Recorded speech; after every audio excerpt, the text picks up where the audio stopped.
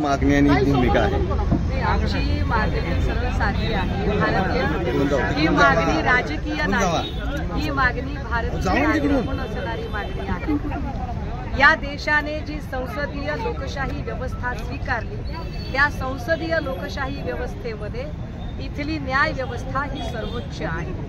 ही न्याय व्यवस्था इथल्या संसदीय कामकाजांचे अर्थ लावण्याचा अधिकार असणारी आहे आणि तो संसदीय कायद्यांचा अधिकाराचा अर्थ लावण्याची जी सर्वोच्च अथॉरिटी आहे त्या खुर्चीत बसणाऱ्या व्यक्तीबद्दल जर अशा पद्धतीने घटना घडत असेल तर हा एका व्यक्तीचा अपमान नाही, हा या देशातल्या 130 कोटी जनतेचा अपमान आहे. या अपमानावर जर या देशाचे पंतप्रधान मूग गिळून गप्प बसणार असतील आणि संबंधित व्यक्तीवर काहीही गुन्हा दाखल होणार नसेल तर पंतप्रधान नरेंद्र मोदी हे फक्त या देशात नाही संपूर्ण जगामध्ये हे एक्झाम्पल सेट करतील की ही लाजिरवाणी बाब आहे की गेल्या 70 वर्षामध्ये जिथे आजूबाजूच्या लिबिया, सिरिया, इजिप्त, इस्रायल, नेपाळ, श्रीलंका, बांगलादेश या देशांमध्ये रक्तरंजित क्रांत्या होत आहेत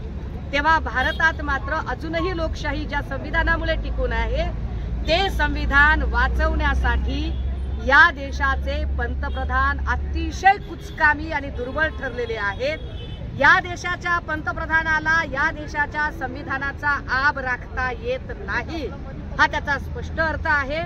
जर खरंच यांची संविधानाप्रती आदर आणि श्रद्धा असेल तर यांनी एक ठोस पावलं उचलली पाहिजेत आणि या संबंधाने तातडीने भूमिका जाहीर केली पाहिजे. ती भूमिका गल्लीबोळात नको, ती भूमिका राज्य पातळीची नको, ती भूमिका राष्ट्रीय पातळीला या राष्ट्राचे प्रमुख म्हणून, भाजपाचे प्रमुख म्हणून यांचं नेमकं म्हणणं काय आहे ही भूमिका आता मोदींनी जाहीर करावी आणि अशा पद्धतीनं विकृती पसरवणाऱ्या लोकांच्यासाठी तुमची नेमकी कायदा सुव्यवस्थेमध्ये आणि तुमच्या अखत्यारीत असणाऱ्या सत्तेमध्ये तुम्ही त्याच्यासाठीची शिक्षा काय नमूद केली की त्याला भाजपामध्ये घेऊन तुम्ही पवित्र करणार आहात.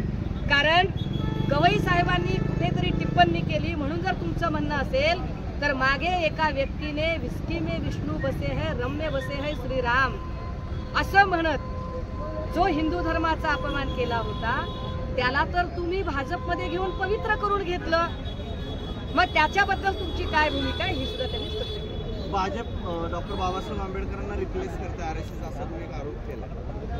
ज्या पद्धतीने काल आरएसएसच्या कार्यक्रमांमधले फोटो झळकले ज्याच्यात BN राव हे घटनेच्या सल्लागार समितीवर होते, त्यांची जी त्यावेळचा जो 9 पहिली जी सभा होती 9 डिसेंबरची आणि त्यानंतरची 11 डिसेंबरची, त्यामुळे घटना समितीच्या सल्लागारपदी असणारी व्यक्ती जी स्वतः हे मान्य करते संविधान सभेच्या असेंब्ली कॉन्स्टिट्यूटमध्ये जिथे त्यांची भाषणं होत आहेत तिथे ते स्वतः सांगतात, BN राव सांगतात कि हम सब में से सबसे ज्यादा इस संविधान निर्माण में अगर किसी का योगदान है तो वो डॉक्टर भीमराव बाबा साहब अम्बेडकर का है. त्या BN रावला जर अशा पद्धतीने संविधान शिल्पकार म्हणून फोटो लावला जात असेल तर निश्चितपणे ही ठरवून नियोजनबद्ध चालवलेलं षडयंत्र आहे. विश्वरत्न डॉक्टर बाबासाहेब आंबेडकरांना रिप्लेस करण्याचा प्रयत्न आहे.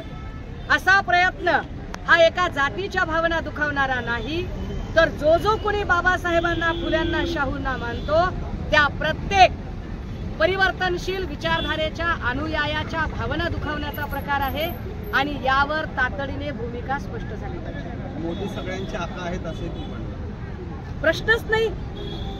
कारण लक्षात घ्या जेव्हा वाल्मिक कराडला आका आका म्हटलं जात होतं, वाल्मिक कराड कुणामुळे वाढला तर म्हणाले धनंजय मुंडे. धनंजय मुंडे आधी कुठे होते तर भारतीय जनता युवा मोर्चाचं त्यांच्याकडे पद होतं. त्यांना आम्हाला जी माहिती मिळते त्या माहितीनुसार अजितदादा मंत्रिमंडळात घेणार नव्हते, मंत्रिमंडळात ते देवेंद्रजींमुळे आलेले होते.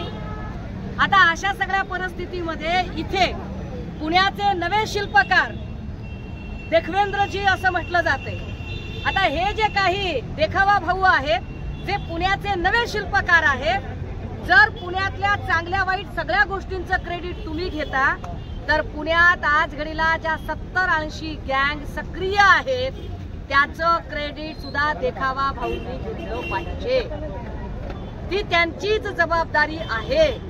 आणि यासाठी म्हणून जर खरंच त्यांची इच्छाशक्ती असेल आणि जर त्यांना वाटते की आमच्या म्हणण्यात खोट आहे तर सुषमा अंधारे सपशेल आपले शब्द मागे घ्यायला आणि तुमची सशर्त माफी मागायला तयार आहे.